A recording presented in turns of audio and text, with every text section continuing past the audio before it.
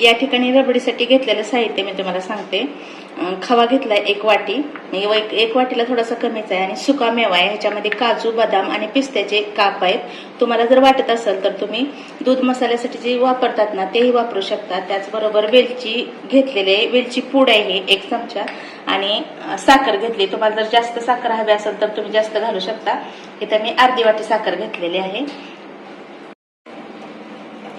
दूध गॅसवरती ठेवलंय मी. साधारणपणे अर्धा लिटर दूध असेल हे. याच्यामध्येच आपण जे साहित्य आहे नाही ते ऍड करणार आहोत. हे पूर्णपणे गरम होऊ द्यायचंय. एकदम असं साजूक असं दूध आहे हे, म्हणजे त्याच्यात पाणी वगैरे काही नाही घातलेलं, घट्ट आहे एकदम दूध. तुम्ही पाहू शकता. ह्याच्यात साई जरी असली तरी चालू शकते, म्हणजे त्याच्यावर साई येतेच खरं तर. त्याच्यामध्ये आपण साहित्य मिसळणार आहोत. हा जो खवा घेतलेला होता ना तो मी खवा ह्यामध्ये घालणार आहे.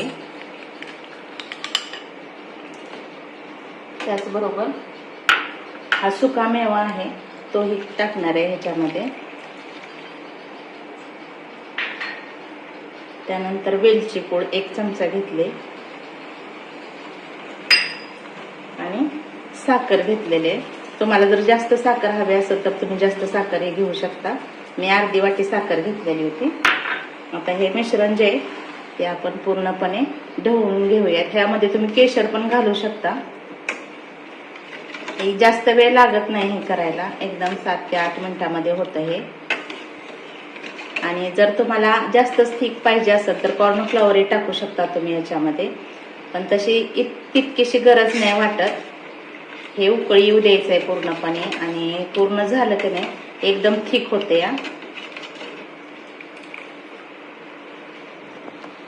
उकळी पूर्णपणे आली ह्याला, आणि थोडं थोडं थिक व्हायला लागले. अजून थोडा वेळ आपण ठेवलं का नाही पूर्णपणे घट्ट होतं. आपण काय गरम खात नाही, हे गार झाल्यानंतरच खातो. तरी पण ह्याला 5 मिनिट अजून आपण असंच गॅसवरती ठेवणार आहोत. एकदम थिक होते हे.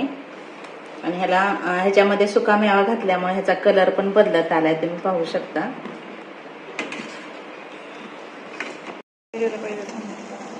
हे पहा, आपली रबडी तयार आहे. एवढी थिक आहे ही रबडी. आपण हे गार करणार आहोत अजून, त्यामुळे आता मी गॅस बंद करणार आहे आणि एका बाउलमध्ये घेऊन मी फ्रीजमध्ये ठेवणार आहे.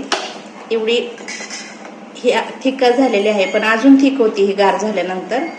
आणि हे बघा त्याला कलर वगैरे किती छान आलाय. ही जरा अर्धा ते 1.5 तासापर्यंत आपण याला फ्रीजमध्ये घालून ठेवणार आहे, कारण हे नंतर अजून घट्ट होती एकदम.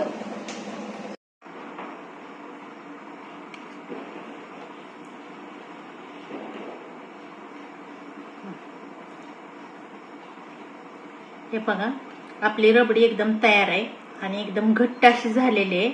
मी ही 1 तासभर फ्रीजमध्ये ठेवली होती. एकदम घट्ट आहे बघा.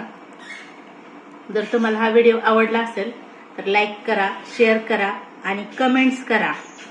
थँक्यू.